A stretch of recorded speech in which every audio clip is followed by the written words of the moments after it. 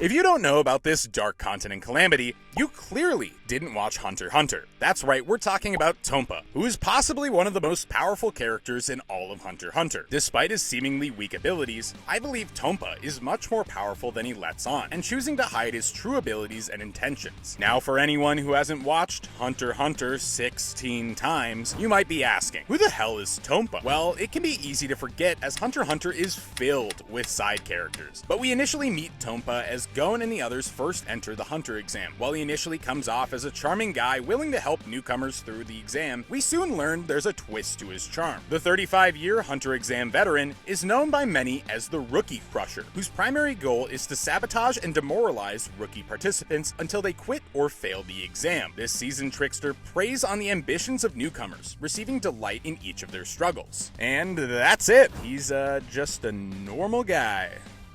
Just a normal guy. Okay, are they gone? Perfect. Alright, fellow crazy people, here's why I believe Tonpa is a Hunter Association plant who may be one of the most powerful hunters we've seen thus far. And for any non-crazy people who might still be here, I get it. Tonpa doesn't look that strong. Am I just pulling all of this out of thin air? Well, if you examine some of his actions and background a little closer, you might come to the same conclusions that I have. For one, he is significantly more skilled than he lets on. Not only does he manage to find the Hunter exam every year, but he's incredible once in the exams as well. He's an expert poisoner who can make a sealed can of juice with an odorless and tasteless laxative. He exhibits a strong tactical mind through his knowledge of behavioral science and betting statistics. But the biggest clue of them all is that he's been taking the Hunter exam for 35 years in a row without dying. For an exam that you're told to accept the risk of death before entering, how the hell is this guy even alive? Now, you might just want to say that Tonpa is built different, and actually, I won't argue with you there. I do have a different theory in mind, though. These are significant skills for even someone who's only just retaken the Hunter exam. Skills that, quite honestly, you would expect of someone who's passed the exam. That's why I believe he's completed the Hunter exam early on in his 35-year career. Soon after passing, he was likely guided by Bean, telling him about the perks and what it meant to be a hunter, which includes always being on the hunt for something. Disease hunters are hunting down new methods to cure diseases, blacklist hunters are tracking down dangerous and wanted criminals, and jackpot hunters are always chasing that bag. So then what would Tonpa be hunting? Well, it's typical something you would already be familiar with, like Gon chasing his dad and Kurapika hunting the Phantom Troop. So it's only natural that Tonpa should hunt hunter applicants, something he was already likely doing from the beginning. And after a thoughtful discussion with the Hunter Association, Tonpa could easily return to the Hunter exam to become a secret examiner, back to do what he does best, crush rookies. But then why would the Hunter Association give him permission to wreak havoc over the exam for 30 plus years?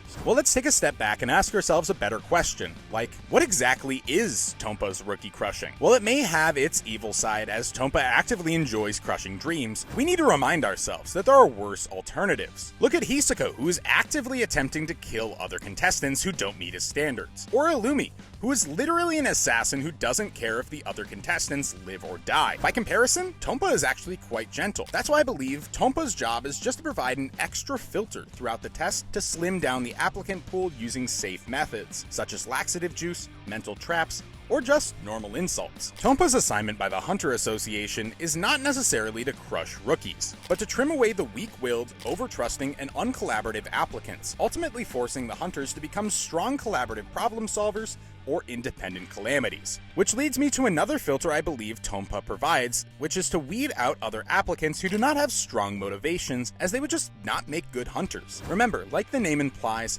hunters must always be hunting something, be it treasure or terrorists. Wow, that is a wide range. Anyhow, if that's the case, what kind of hunter is Tonpa? While this is a tough one, I believe Tonpa is a headhunter. And no, not that kind of headhunter. These hunters specialize in finding and cultivating new talent, much like talent scouts from colleges looking for athletes. Except in Tonpa's circumstance, it almost seems like he does the opposite given his circumstances. He pushes down those who are unworthy of passing and stands clear of those who he believes are a sure thing. But for those who he has difficulty judging, he tests their abilities by providing challenging obstacles to ensure that they will make their cut as a pro hunter. Now I understand there's still some apprehension. If he's a hunter, why does he appear to be so weak? I mean, Killua easily beats him when he passes the hunter exam, so why does he just fold like the rest and appear like a novice? Well, because he has to. Because for the sake of his role as a hopeless contestant, and for the sake of the story. Obviously, he needs to be a hopeless contestant like the other applicants, so if everyone else is getting wiped out, he clearly needs to take a dive to avoid blowing his 30-year cover. But what's more interesting is that last section, for the sake of the story. In the beginning of Hunter x Hunter,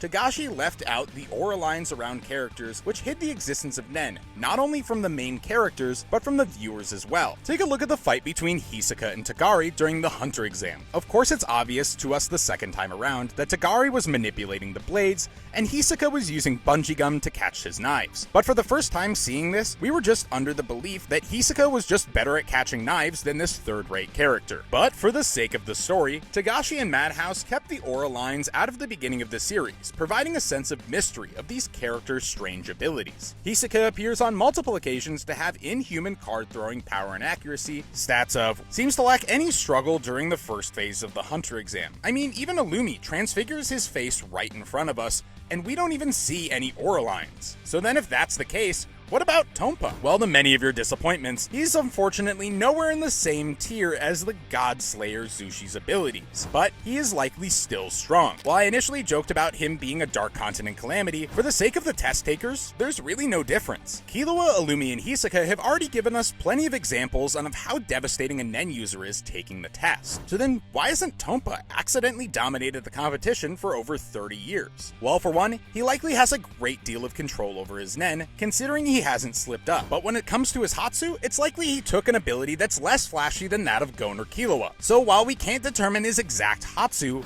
we can argue he's used some enhancement to run the first phase of the exam, and conjuration to create the laxative juice. So it's more than likely he's a transmuter, which fits in perfectly with his personality. But you know who else is a transmuter?